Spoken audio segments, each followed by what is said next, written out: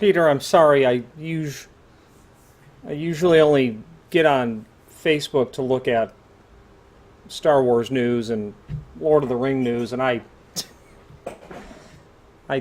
don't.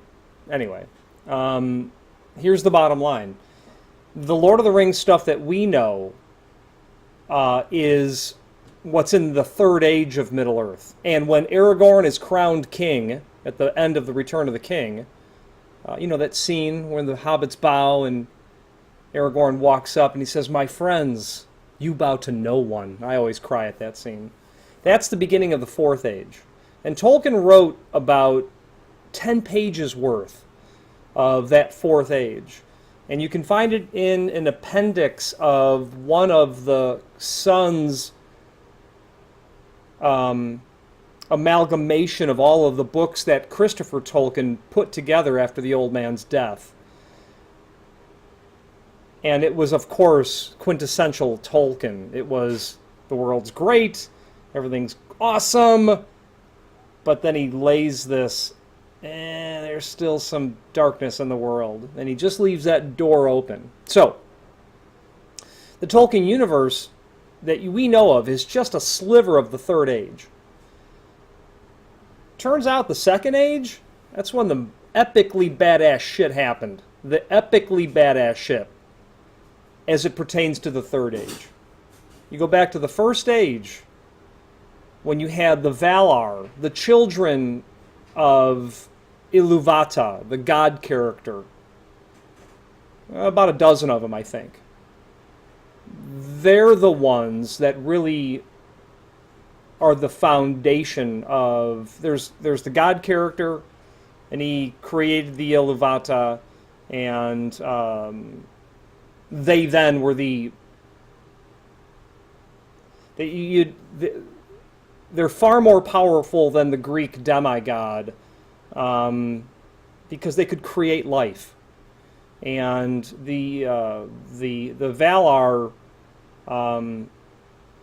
dominated, of course, the First Age with the birth of the elves and everything that happened.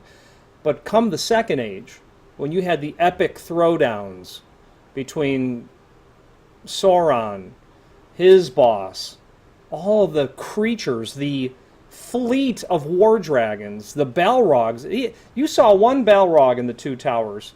There were countless that came to battle. And the elves that you see in the Third Age of Middle-earth, they are but a shadow of the power of the elves.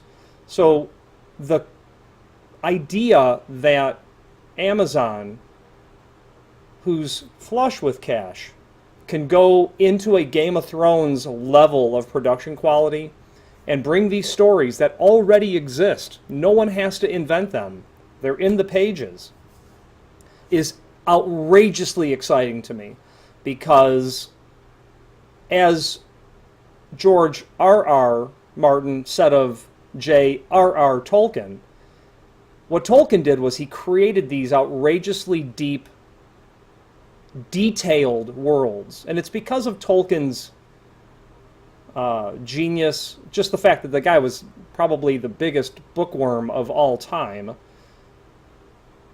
And he was a professor of linguistics, and he actually possessed a skill set in some specific languages. And the guy, because of that ability, skill, and training, invented the languages in Middle-earth. So the point is this: George R.R. Martin said, what Tolkien did was create this epically detailed world. And the word epic is far, a million light years short of accuracy.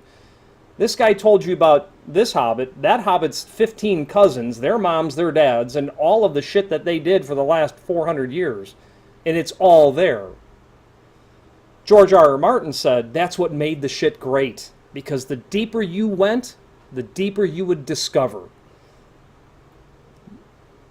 If you want, so rest assured, if you wanted to really get into discovering more, it's there. And where it starts with is the book called The Silmarillion.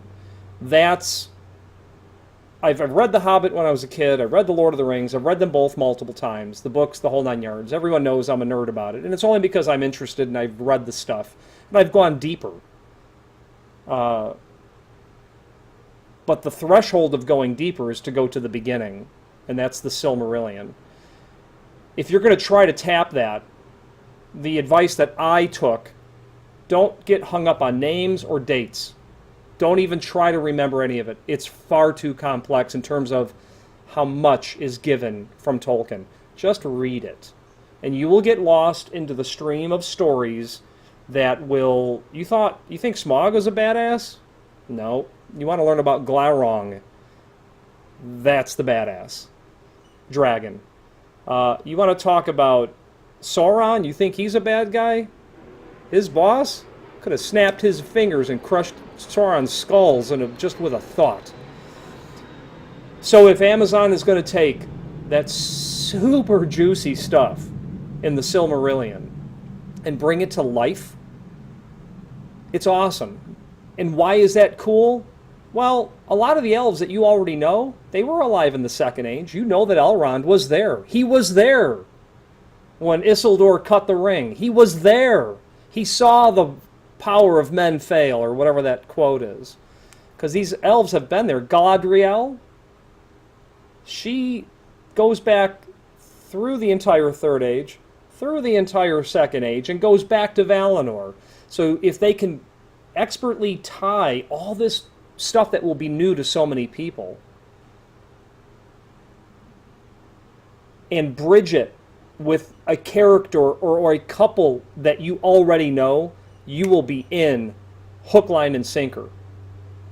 The Maiar were sent, the five wizards, Radagast, Saruman, Gandalf, and then the two blue wizards. I forget their names, but it's somewhere in the literature. The Valar sent them there because they wanted to contest the rising force that was Sauron. They knew that fucker was evil.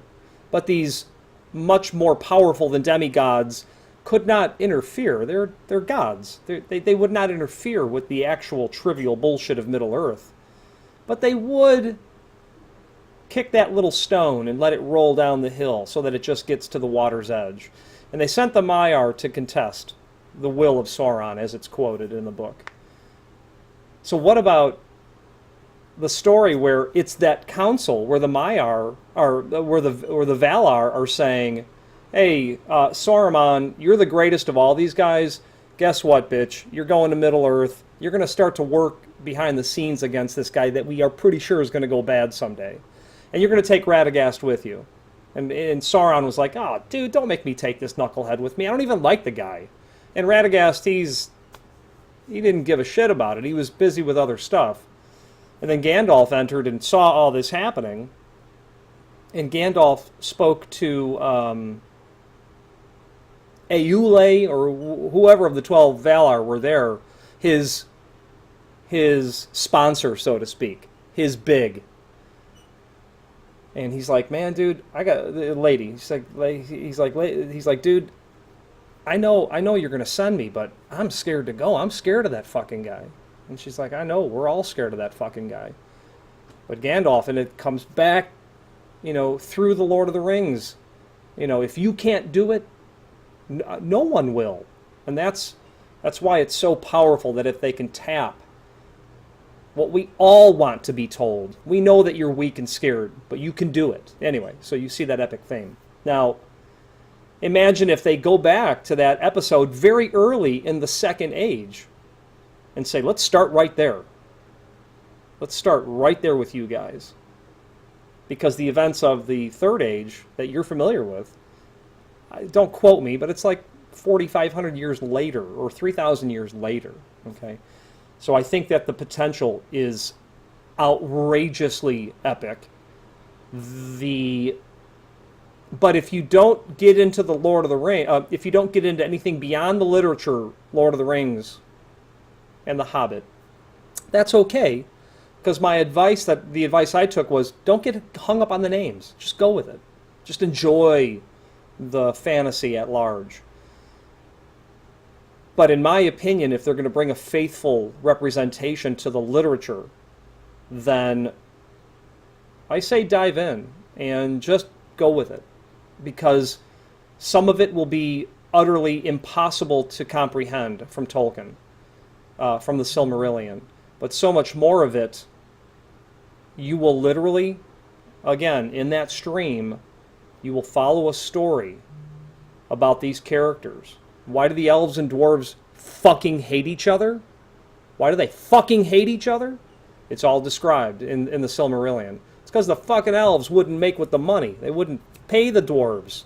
And the dwarves are like, they said, I don't remember the characters, but what happened was the elves hired the dwarves to make them some high-end shit.